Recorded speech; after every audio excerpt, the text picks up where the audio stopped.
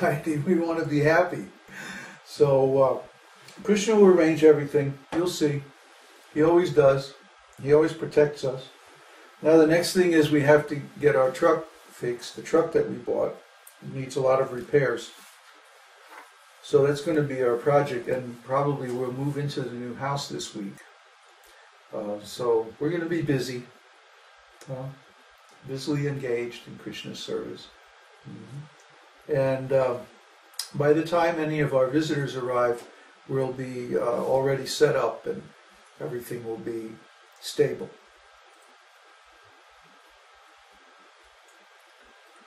So, any questions or discussion about that while we're on the subject before we get to Nectar of Devotion?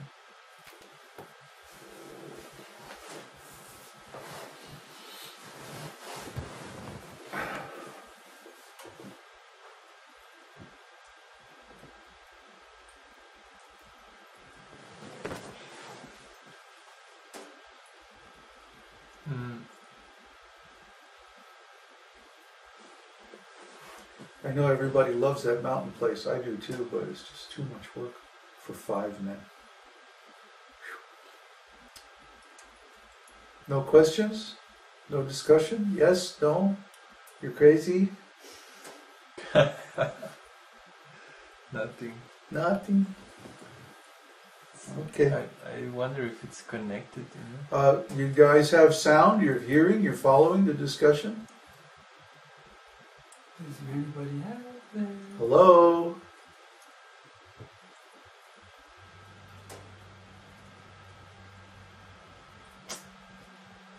No response. I don't know if they're hearing. Oops. Is this turned Yeah, on? it's on. Well, Oh, yes, we're fine. Okay, yes. They're hearing? It took a while to come back. Okay. It's Okay. It's all good, huh? Okay. Nectar of Devotion. So now we're going a lot slower than I thought. I don't know if you guys did your homework. Did you listen to chapter 2? Anybody?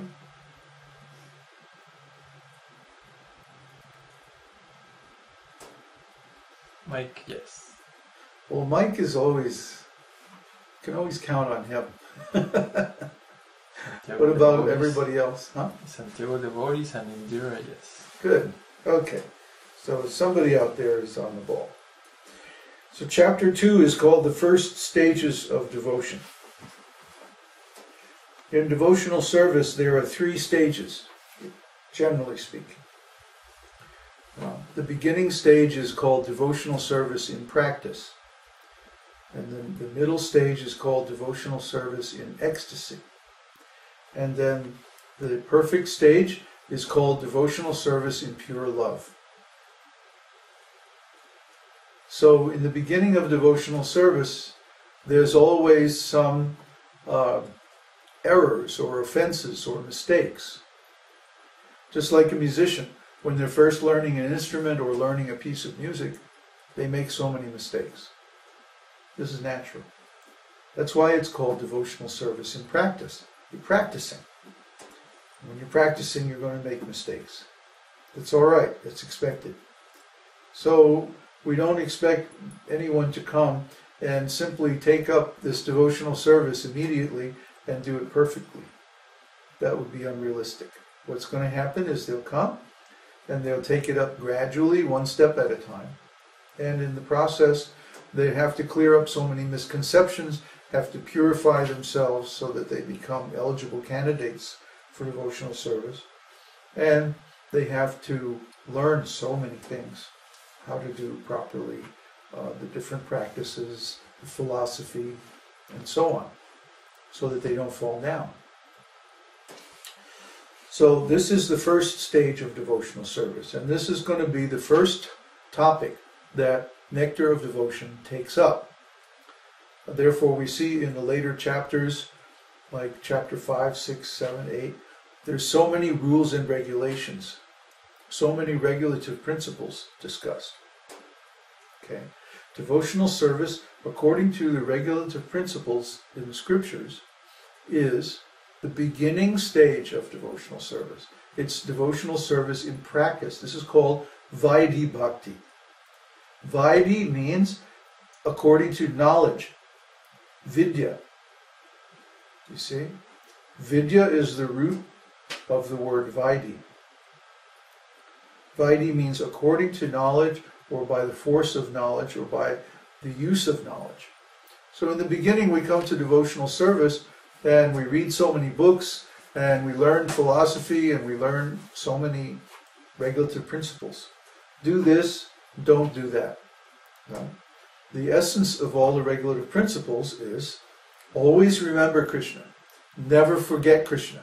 It's really very simple. Somebody was asking on the forum, oh, there are so many regulative principles, so many rules. How can we follow all these rules? How is it possible? That wasn't on the forum, it was on YouTube. Somebody asked this question. And of course the answer is, all the rules and regulations are instructions to get us situated in the mode of goodness. So if we simply cultivate the mode of goodness, then we will automatically follow all the rules and regulations. For example, a person in the mode of goodness is not offensive. They have no desire to fight, argue, put down, criticize, or be negative about another person or another or anything. They just want to be happy. That's the nature of the mode of goodness. Mode of goodness, Krishna says in Bhagavad-gītā in chapter 18, the mode of goodness is purer than the rest, but it conditions one to happiness. He also says in another place, in the 16th chapter, I think, he says the mode of goodness, the result of the mode of goodness is happiness. The result of the mode of passion is suffering. And the result of the mode of ignorance is foolishness. So if you follow the mode of ignorance or passion, you cannot be engaged 100% in devotional service. Because the lower modes of nature, their qualities are suffering and foolishness. And a devotee, and we also read in Nectar of Devotion, that the first result of pure devotional service is complete relief from all material miseries. In other words, complete happiness. So if we're not feeling completely happy, then we're not situated in the mode of goodness. We have, I wonder what happened to that. Oh, it's in the Bhakti course now. There's a section on the 3 modes of material nature in the Bhakti course. And when you do this course, then you will go through this paper that we wrote, extracted from the scriptures, where we take the 3 modes of material nature and compare them according to many different things.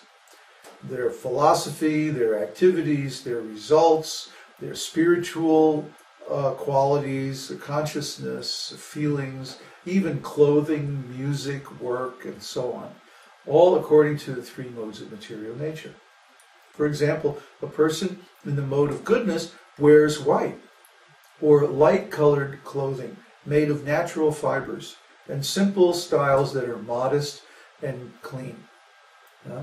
Whereas a person in the mode of passion, they wear very stylish clothing, cut tight to fit tight, to show off the body and like that, and usually in bright primary colors or bold patterns, shiny, glittery and like that.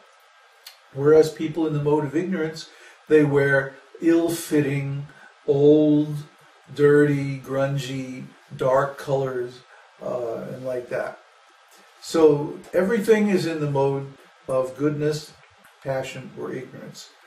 Even music, for example. Music that's in the mode of goodness is like Vedic music. It's very simple, very clean, very beautiful, and it gives, if you listen to it, it gives you very nice feelings of devotion, feelings of happiness.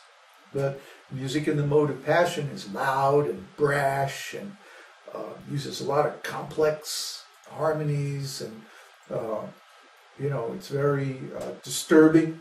It causes anxiety and fear and tension, like that. Music in the mode of ignorance is like, death metal and rap music and stuff like that, which inspires all kinds of sinful activities and makes a person actually stupid by listening to it. So we try to avoid all these things in passion and ignorance, and simply take prasadam, which is pure vegetarian food in the mode of goodness. Krishna doesn't accept any offering that's not in the mode of goodness. So we have to offer to Krishna. We're not really vegetarians. We're prasadarians. We only take prasadam of Krishna, and he only accepts things in the mode of goodness. So we have to offer food in the mode of goodness. Then he's all right.